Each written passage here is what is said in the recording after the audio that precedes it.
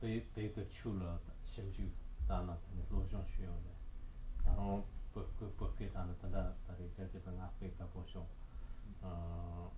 对呢，他这个被个去的就路上需要的样子那样，他生的这边哎呀，得知道的可能，你看知道的也。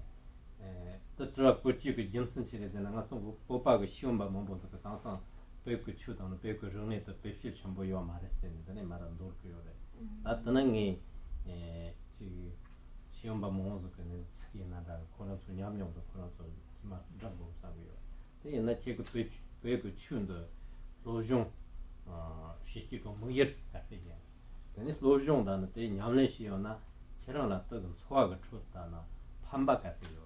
So, objectively speaking, I think there are as many different motivations for studying Tibetan Buddhism as there are different people who study Tibetan Buddhism.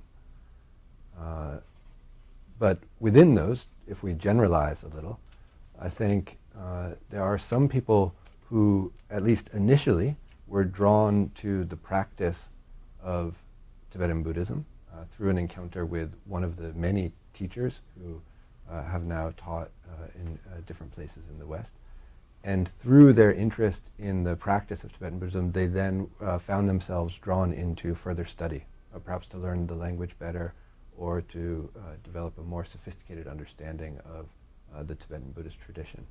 So one of the main initial starting points for many people is from their own practice, their own interest in the practice. And I would say a second general area of motivation for many people is the sense that Tibet has a very rich and valuable cultural tradition, and through the dramatic changes in Tibetan culture in the 20th century, some of those traditions are endangered, and there's a wish to aid in the preservation of that culture as it undergoes all of these very, very dramatic changes of more recent history.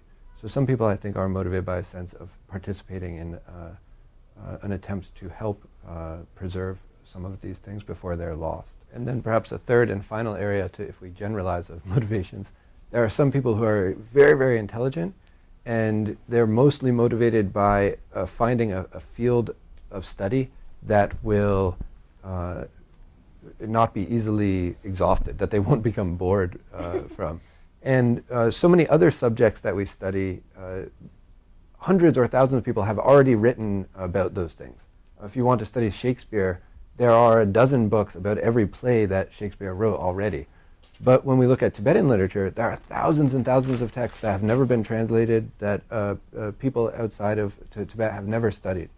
So it's seems this vast treasury of material to study, and the subject matter itself, just as it is vast, it is also deep and profound. So that people who are drawn to that field of study find an inexhaustible field that they could explore at least for one academic career, if not many, many lifetimes, without even feeling that they've gone very deep. So many people are drawn by that as well. And then personally, from my own side, I was very fortunate that my mother's older brother, my uncle, was someone who became a student of the Sorma Trungpa here in the United States, and had a very close relationship with him. And when I was a child, I would hear stories about my uncle and his guru, and this was very different from anything else in my world. And I became really fascinated by those stories, and always imagined what this person must be like. And when I became older, I started to read some books that the students of Trungpa Rinpoche had published from his teachings. And everything that I read, the more I thought about it, the more I thought, this makes more sense to me than anything else that I read. And I want to learn more about all of these things. And when I was a college student, I had a period in my life when I was very confused about what I wanted to study, what interested me.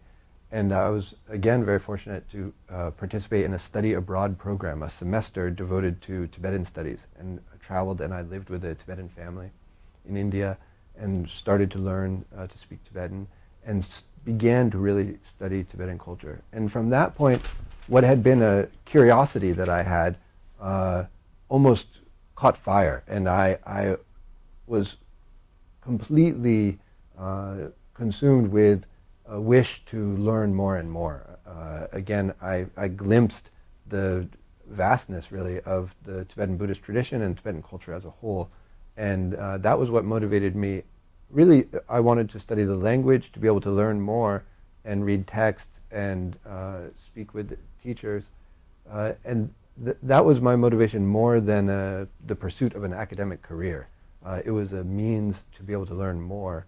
And then I found myself, after a number of years, qualified.